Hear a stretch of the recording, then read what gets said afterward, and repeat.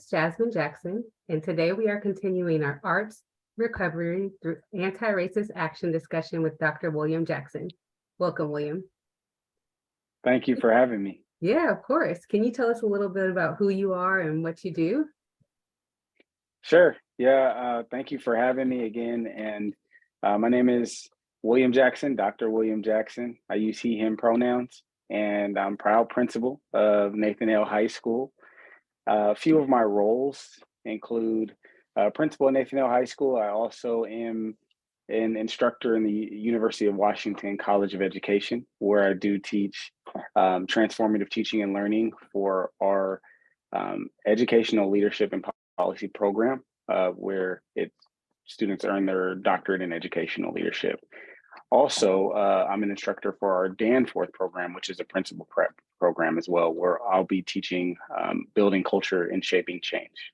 Awesome. In these roles, a big focus of mine and my core values are equity, access, justice, and radical love. And this shows up in all of my areas. And I'm excited and proud to speak on those today. Awesome. Well, tell us a little bit about your career path. How did you become a principal, and what experiences helped you decide on that career path?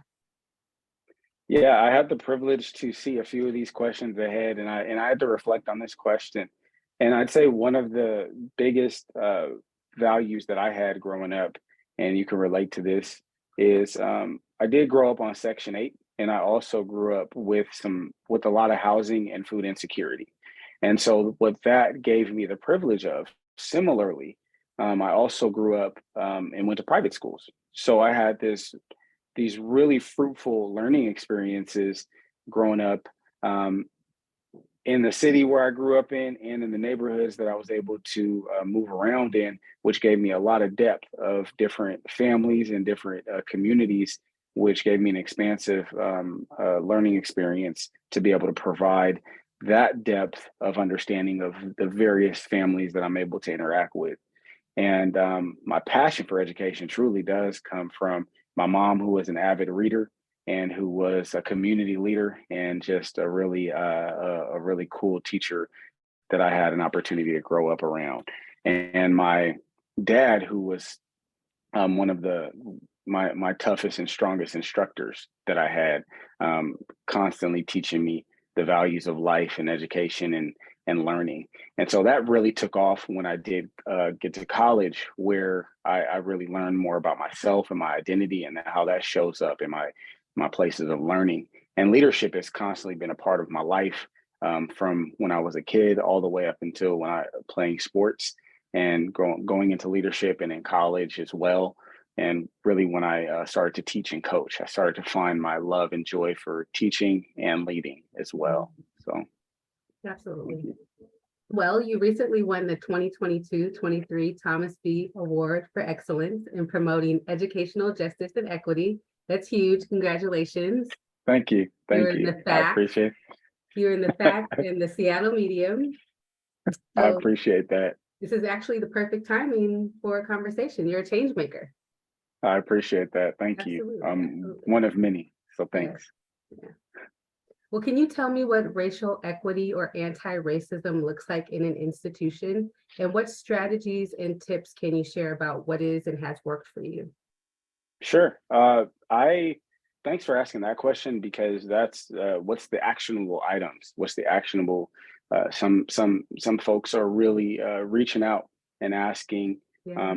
how do we make these moves? And I do believe that one step in an institution, in a school, one step is the professional development, which looks like curricular change and strategies, which we call culturally responsive teaching or differentiated instruction.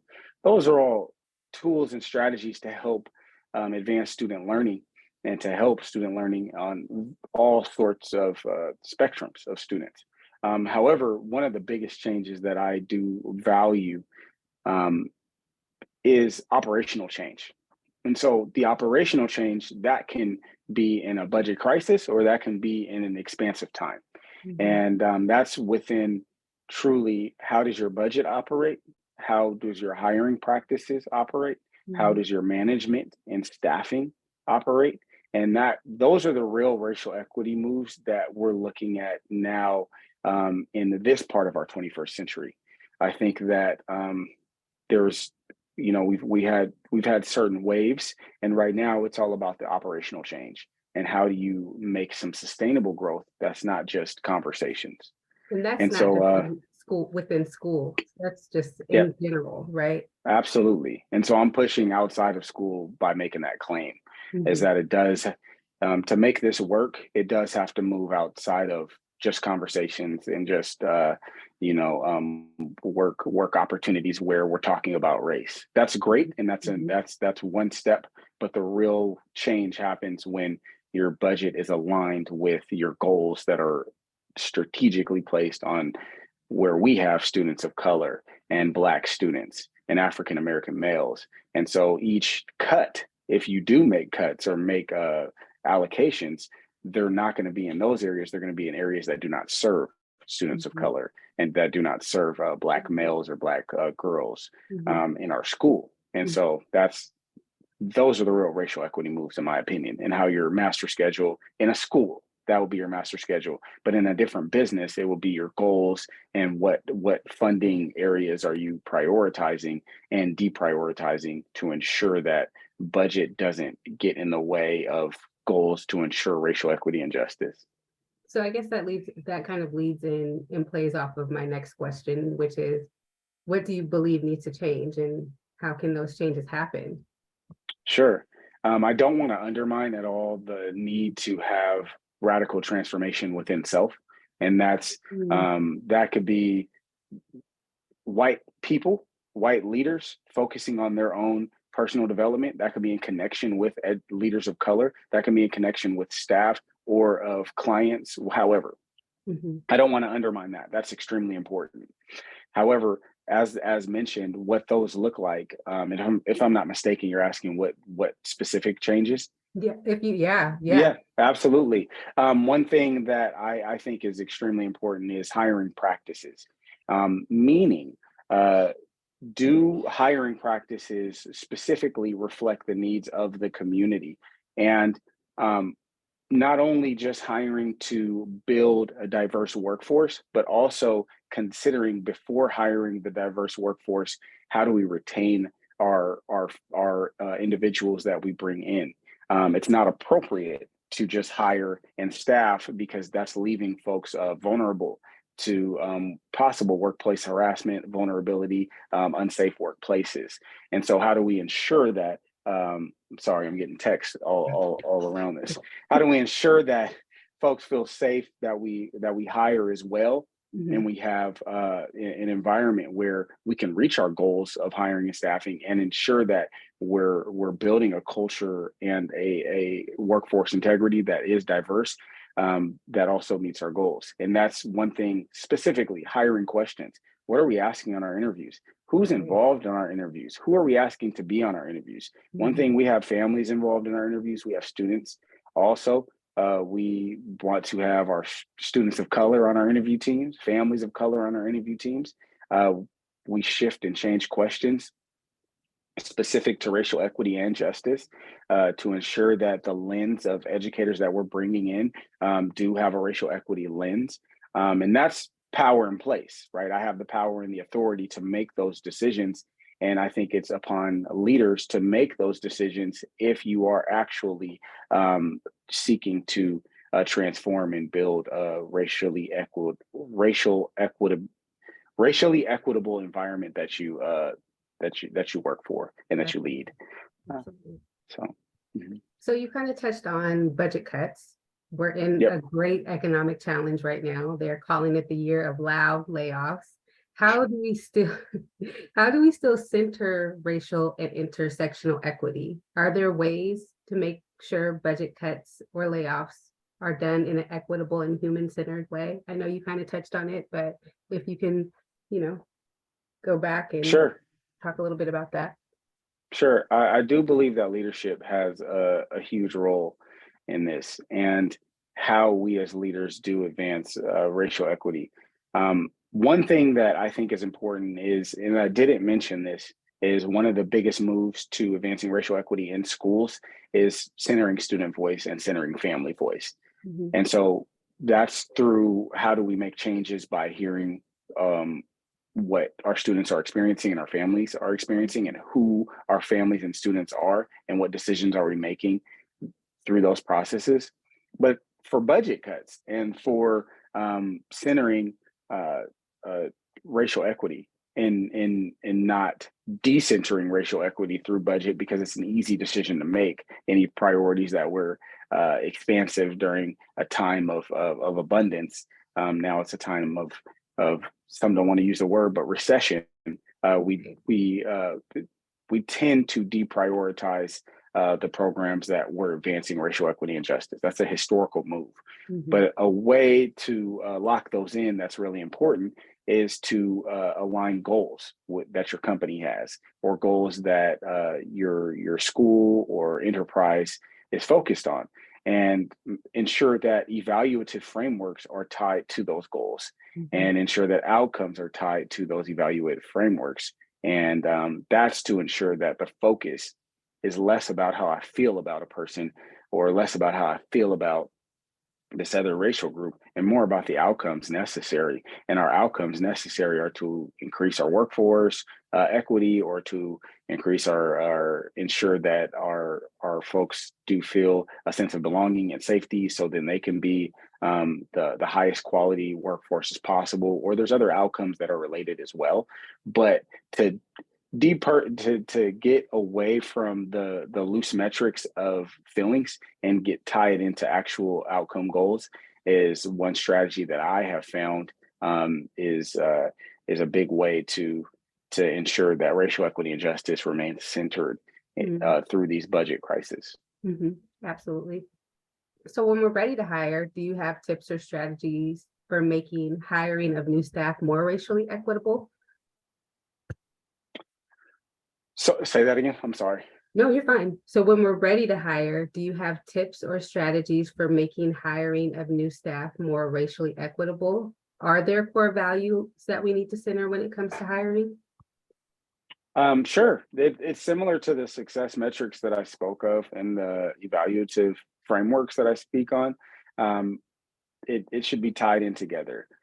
Goals that a business has, or that a school has, or that a enterprise has, should be tied to the evaluation frameworks that also should be tied to the hiring practices. They could fit in different buckets, and the hiring practices should relate to the actual goals, because we can't hire folks that aren't um, uh, attuned to the goals that we're trying to build to, or they could just be fired up and we want to support that, but we also want to ensure that they're prepared to meet the goals of the business. And so I think that it's important for hiring managers, hiring HR representatives, leaders in their organization, to ensure that there's a retaining strategy to that. And again, evaluation should be tied to that as well. Um, how long do we retain our workforce? How long do we retain our I think of educators, because I have this mindset Yeah. of education, but I truly believe that the one of the ways is to tie it to goals. And so if we're losing a percentage of our workforce equity, then I should be evaluated based off of that. And it Mhm. doesn't mean that I'm necessarily evaluated out, but that's where the secondary resources do come in. Mhm. That is where the books and the learning and the ongoing personal growth comes in, where I might be missing some targets here. Mhm. Meaning, I could have a racist lens when I'm hiring. So, what are strategies that I can use to build up that lens, so that my evaluation becomes better next year or next time around that I have this opportunity? Or do I need to be evaluated out as a result of not applying these strategies that I'm being evaluated on? Do you have And any our examples of strategies? Sorry, not to cut you off, but do you have any Yeah, examples of strategies that people could use if they are, looking through a racist lens? yeah. It's implicit bias training is Yeah. a really good one. Harvard implicit bias test is a Mhm. good one for businesses to interact with. But oftentimes we get that one, handbook, or that one Right. monthly thing that says, hey, don't be racist while you hire HR, Training. yeah, and that's a very passive experience, but actively engaging in it during hiring practices really during hiring seasons Yeah. really can be a transformative opportunity, and not being fixed as in I'm stuck, I'm racist, so that's who I am for the rest of my life. No, we don't have time for that. We really don't. What we have time for is you did something racist. Now we actually need outcomes. So how do we develop that from that point? Right. And so maybe you sit side by side, but while interview process is happening, so you see the moves that this hiring manager is doing. It's possible that you do need some outside help. It's possible that you need some personal help that's Mhm. outside of this business. It's possible that you don't belong here. Mhm. But all these are possibilities, but we do want to start with growth and with the opportunity to learn. Right. But those standards need to be in place first. And then Mhm. the secondary resources of implicit bias training, of growth mindset, of racial equity tools, of white supremacy culture norms. All those things are secondary resources, in my opinion. The primary resources are the operational decisions. So then Mhm. that can be held accountable. Oftentimes, businesses take those secondary resources and use those as the primary resources, and Right. the operations don't change, and the people don't change, and the hiring decisions don't change, and the moves and the decisions don't change, and the goals don't change. And so Mhm.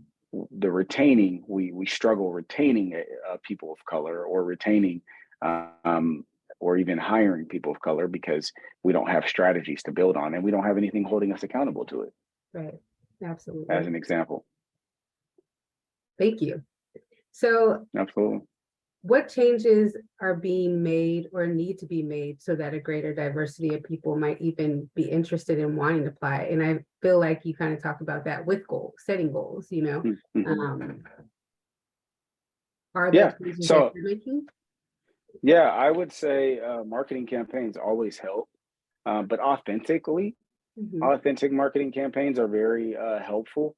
That tie in, again, it always has to tie to goals, Mhm. and I mention that a lot because without those, there's not a lot to hold or everyone accountable, and to Absolutely. ensure that they have a system to build to and feel some ownership over it. Mhm.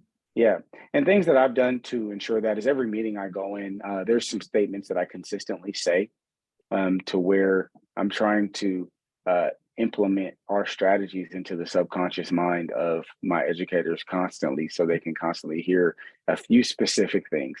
Our focus is on African American male achievement, grade 9, algebra 1. These are the high indicators, and access to advanced courses for all students.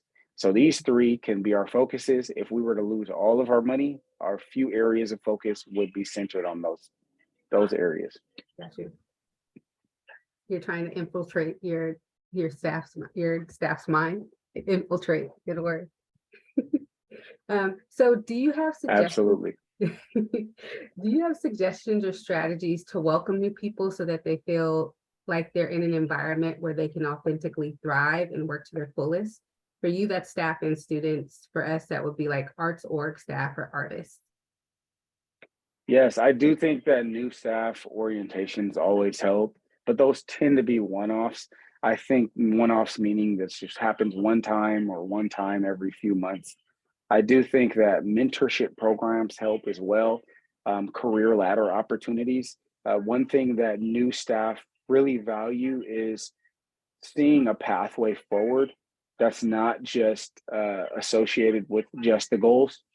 I value the goals, and I think that it's really important, but it's my vision, and it's a vision of a few that lead the many, and that there's a vision of a lot of folks then start to believe in it. But truly, a new teacher or a new staff member wants to know, how can I get to that point? Mhm. Or how can I get there? What's the real buy-in here? Or some just want a home or a community to believe in. And so there's a few different ways to go about it. New staff orientations help build that, but it's also important that the leaders and the folks in the organization do have some type of mentorship program that's associated with development and strategy building and understanding the system, while also just understanding what their personal goals are. So we can also build a coalition of goals together. Absolutely. An example of this is I had a veteran assistant principal who moved here last year. And the first conversation I shared when I had interacted with her is I said, I know your goal is to be a principal, and I want to support that. What are some things that help, that make you feel your sense of belonging as a leader in our building? Mm-hmm. And then, so in that moment, the first, as an experienced leader, she was coming into a place that educator might have not felt as comfortable to let their guard down, to share some of their vulnerabilities and struggles that they might have had in the past. But that moment, we had an interest convergence. My goal is to support them becoming a principal. Their goal is to become a principal. But we also have these many goals to reach this vision and this mission. And so at that moment, there was the buy-in, but there's consistent meetings where I'm constantly sharing that, okay, we have these interviews coming up for your principal job, or there's principal openings, or there's those are ways to increase I think output as well, and to increase sense of belonging and connectivity. Exactly, connectivity, and you're creating a safe space. I don't think enough leaders are asking questions and getting to know their staff or getting to know their new people, or create that connectivity, that safe space where they can come and ask questions and, get the guidance or the mentorship that they need. Absolutely. And that's from an assistant principal that goes all the way down to instructional assistants as well. Absolutely. And I don't mean down that way. I try to break down the barriers, but we do have instructional assistants that are seeking to become teachers. Mm-hmm. And we have a teacher cadre that helps with that. And it's my goal.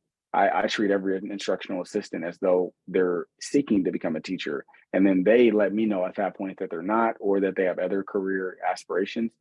As I treat every assistant principal like their goal is to become a principal, I treat every principal like their goal is to become a superintendent. Mm-hmm. And so that can translate to any other business organization. If you treat everyone like a CEO, then they're going to represent themselves a little bit different when they step into the business. Mm-hmm. How do we as leaders make the necessary changes to transform our institutions into more equitable spaces and inspire people, both internally and externally, to embrace, help, and support those changes? For you, that might look like school staff, students, and parents. For us, that might look like for arts org staff, artists, or the audience. Yeah, I think that it sounds like you have a comprehensive leadership team. And so that's a few of you that have different various leadership styles. I think that it's really important that each leader or each stakeholder does have a knowledge of self and values. One of the things that I led with was my core values, and that's equity, justice, access, and radical love. Anything beyond that, I can't speak too much to that. Those are my areas, and that's what I'm going to focus on in life. That's what I focus on outside of here. That's what I focus on at my house. That's what I focus on in the community. When I'm hanging out with my nephew, when I'm hanging out with my sister, when I'm hanging out with everybody. So that it helps. So then when I come into a leadership meeting, folks know, and I'm understanding what their values are and pushing to understand what they are. So then we can begin to build real culture and real safety. Absolutely. And real understanding. Absolutely. Yeah. Well, right now, since we're in this recession that no one wants to speak appropriately, are there ways to still make changes that center racial equity if we don't have the budget to put towards it? Sure. There's ways to plan and prepare for when the budget does come. Mm-hmm. Or planning and preparing, becoming nimble, becoming strategic, shifting priorities a little bit. Mm-hmm. Shifting strategies to meet the new times that we're in. It was a different time, and I use education as that's my base, mm-hmm. But education looked a lot different 4 years ago. Yeah, it did. 3 years ago. It was a whole different system. Mm-hmm. So if you were a teacher 4 years ago and you retired at that point, you might not have any knowledge about what this world of teaching and learning looks like. Mm-hmm. But it's really important for educators or for anyone outside of here to just, I would say, become nimble, but what that really means is life. It's okay. Radio call. Rich will- This is real. This is a real thing. This is not a joke. I'm in my office. Yeah. All right. So I do think that developing stronger skills. It's tough to say, but I'm not only reading education text. I also read spiritual text. I also read leadership text. I also read wealth building strategies and apply it here and apply it outside as well. And that's what I mean becoming nimble. I center how I grew up to navigate and work with the various stakeholders that I support, as in teachers, students, and community members and families, because those are the various environments that I was able to navigate. And so I would encourage educators or others who haven't been in those type of communities to involve yourself in those type of communities. No, you don't have to go and apply for Section 8 and HUD housing, but it's important that you do involve yourself with the families and students that are coming from that. Similarly, it's not, I'm going to go out and guess that your organization does a lot of fundraising, right? So it's nice to connect with the funders and to work well with the funders, but it's also great to connect with the recipients of the funding as well, and those who aren't the fundraisers and who don't always have the access to the resources to be able to donate. And so that's being nimble, because that's demonstrating leadership capacity. Capacity building is another thing as well. We have to figure out how to set boundaries for ourselves to be able to do the best that we can. If it's not access, equity, justice, or radical love, that's where it stops for me, because I have to have balance, and I have to set boundaries for how I can navigate. And because it's a really hard time that we're working through, and being open and honest, transparent about the times, and having compassion. And that's where some of the other work helps to transform our own leadership skills, having compassion and love. So. Absolutely. Yeah. Well, let's talk a little bit about Nathan Hale. Can you tell me a little bit about the demographics of the student body? Yes, let me, I don't, it changes constantly. So, because we do have a decent sized migrant population, and we also have various students of color we have a mixed group. We have many student groups that are here, so we can speak on that. From last time I checked, and this isn't updated. This was like 3 days ago, but it was as of September. Okay. But it was as of September, and the school year changes. It was about 55% white, and the many other groups, 16% African American, and about 8 to 10% Hispanic, Latino, and this is where it gets a little tricky with demography and demographic studies. I don't need to get into the politics of this, but mixed race doesn't get counted.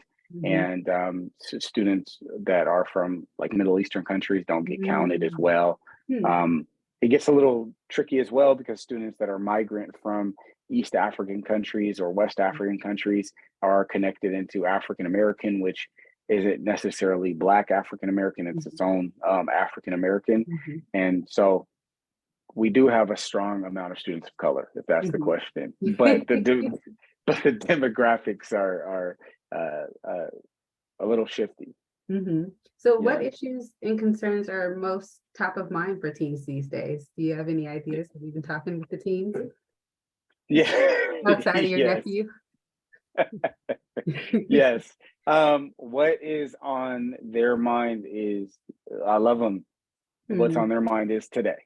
But that's joking. But seriously, what's on their mind is, there's challenge with things that I mentioned. There's a future that they don't know exists out there. That's concerning.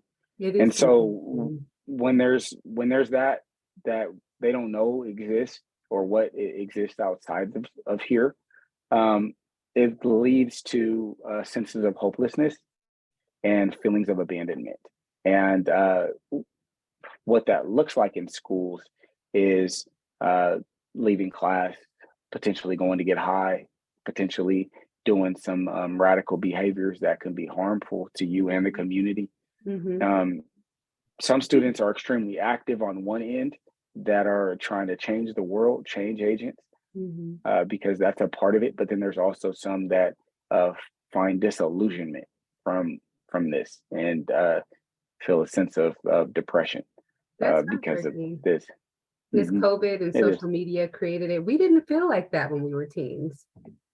No, when it wasn't as tragic No. when I, for example, if I had a breakup in Mm-hmm. high school, the breakup in high school now is tragic because it's all over social media. Every friend knows about it. Every friend's friend knows about it. And so that's it. It becomes embarrassing. You don't want to come to school. You don't want to go to class. It was sad when we were growing up, but it was a part of development. This is beyond that. If you, Bullying. It's bullying now too when it goes over yeah, to it social is. media. It is. If you have a pair of shoes that you're wearing because they're your older sister's Grant Hills, it's a different experience Mm-hmm. now than it was back then, when we were growing up. Now they'll post it on social media, and then that lives with you forever. And Mm-hmm. so retaliation is big. Mm-hmm. A lot of times students, again, as you mentioned, feel bullied, and so they retaliate, and the retaliation is often very violent.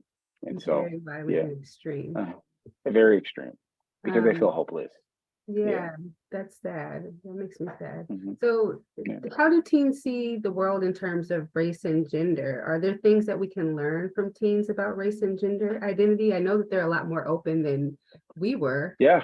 Yeah. They're very adept. Mm-hmm. We have a very strong, for as an example, um, we have a pride club that really pushes us to understand our identity and how, not only as a principal, but as a man and a cisgendered male, and how I show up in place, and how their experience, if you're gender non-binary, Mm-hmm. if you're trans, if you represent as, or if you're lesbian, gay, however, their experience is, it's so alarming to me what we didn't know and Mm-hmm. what we were manifesting, because it's not like 2020 came and now we have an LGBTQ community Mm-hmm. that's been there since forever. Mm-hmm. It's just how we responded to Mm-hmm. our friends being bullied, or our friends being um, um, all of that. And so what they're teaching us now is to stand up for that, just like we would stand up to racism. Absolutely. And I think that's very strong. And Mm-hmm. I've learned a lot. Racism is at the forefront. Our students are very aware of that. Something that it's exciting and draining and tiring, but also engaging, super Mm-hmm. engaging and exciting, because right now it's extremely contentious and tensious time. Mm-hmm. And one of the things that, education always is in the precipice of whatever happens in America. And one of the big issues now in America is American cultural studies, Black studies, Indian American studies, all of these different courses. And I always take pride in the work that is done here. We have Black studies for sophomores. Every sophomore takes Black studies. Every junior takes ethnic studies. Nice. And that's also college and high school class. I know this is a marketing moment, but also Not at all. every every every junior also takes English 101. We also have business math, which is financial algebra. So there's no drop off from geometry after algebra 1 to geometry. A lot of our students, we find, lose their identity in math, and that's the goal. That's why we focus on algebra 1 as the goal, because the identity development and your sense of belonging, your sense of identity in learning does root itself in math. Um, after geometry, there's financial algebra if that's a choice, and that's also a college and a high school course, so they can get college credit for that. Awesome. And it teaches the values of math and all of that in business math, and they can also go into algebra too. Why I mention this is access to all these opportunities that are available to students that aren't available in various parts of the country, Right. truly because of racism. Yeah, That's it. absolutely. And an operational move is to ensure that we lock that into our schedule, that every student accesses, so that we can help bring in a better, diverse, more loving population of people once they move on, of humans, once they move on past high school. Yeah. So on our end, if artists and arts orgs want to partner with schools, either for schools to attend arts events as field trips or arts orgs to do in-school or after-school programming, what are some of the ways that artists and art orgs need to consider how they show up? Be fully authentic. That's a great question. I appreciate that. Be fully authentic. Art, I one of the biggest, and I'm a part of it too. As a school leader, we've had to make cuts and decisions that do impact various departments. And one department that we avoided this year, that we did not have to make any reductions. Okay. But that does face a lot of reductions throughout Seattle, elsewhere, is the arts department. And so there's always, but there's never, that doesn't mean that there's students constantly that exist that need that type of learning.